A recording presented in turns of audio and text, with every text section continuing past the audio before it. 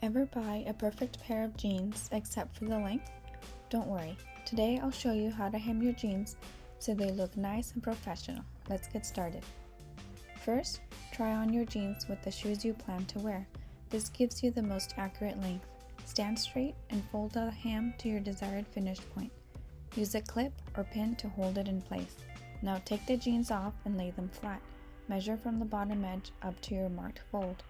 Remember, add your hem allowance. I would recommend about an inch. Use a ruler or seam gauge to mark a straight, even line all the way around both legs.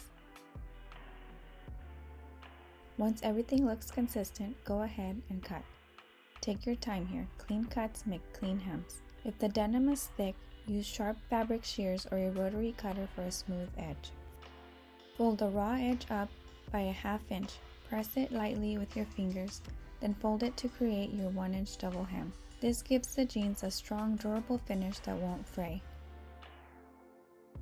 Clip or pin all the way around, making sure that the fold stays even. Double check that both legs are the same length. This is the last chance to adjust before sewing.